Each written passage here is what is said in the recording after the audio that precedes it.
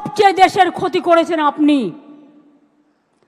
মোদিজিকে আমি রিকোয়েস্ট করব, দয়া করে লোকটাকে কন্ট্রোল করুন।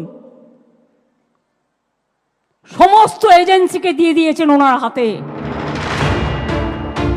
মুর্শিদাবাদের অশান্তির আবহে কি কেন্দ্রীয় সরকারকে দুষতে গিয়ে ভালো নরেন্দ্র মোদী আর খারাপ অমিত শাহ কৌশলে এই তত্ত্বই সামনে আনার চেষ্টা করলেন মমতা বন্দ্যোপাধ্যায়। কারণ মুর্শিদাবাদে অশান্তির জন্য অমিত শাহকে দায়ী করে তীব্র আক্রমণের পাশাপাশি তাঁকে নিয়ন্ত্রণের জন্য কার্যত নরেন্দ্র মোদীকেই পরামর্শ দিলেন মমতা বন্দ্যোপাধ্যায়।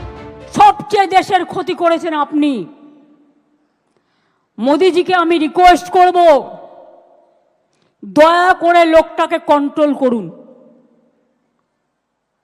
সমস্ত এজেন্সিকে দিয়ে দিয়েছেন ওনার হাতে, আর উনি সমস্ত প্ল্যান তৈরি করছেন।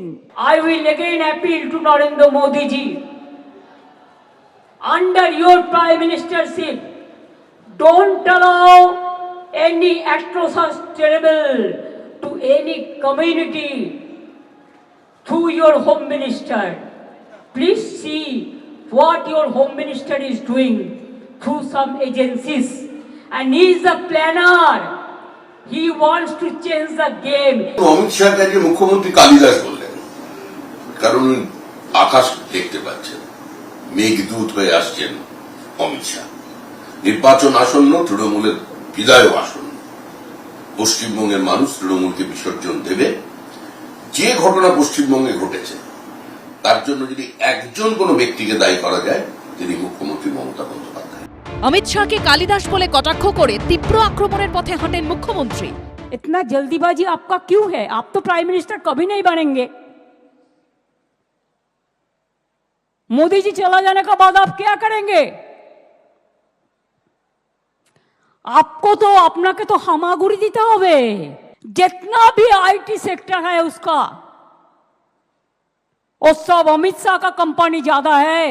मैं पहले कभी नाम नहीं लिया उनका, लेकिन अगर होम मिनिस्ट्री खुद কালিদাসের মতো যে গাছে বসে আছে সেই গাছের ডাল যদি ভাঙে, তাহলে তো বলতে হবেই ভাই। অমিত শাহজির কি হবে ভবিষ্যৎ সেটা নিয়ে ভাবতে হবে না, উনি আর ওনার ভাইপোর ভবিষ্যৎ নিয়ে ভাবতে বলুন। জেলের ভেতরে থাকবে না জেলের বাইরে থাকবে সেটা নিয়ে ভাবতে বলুন। নরেন্দ্র মোদী যখন গুজরাটের মুখ্যমন্ত্রী তখন অমিত শাহ ছিলেন তার নাম্বার 2। আবার মোদী যখন প্রধানমন্ত্রী তখনও অমিত শাহই তার চোখ কান বলে পরিচিত। এবার সেই অমিত শাহর বিরুদ্ধেই কার্যত নরেন্দ্র মোদীর কাছে নালিশ ঠুকলেন মমতা বন্দ্যোপাধ্যায়।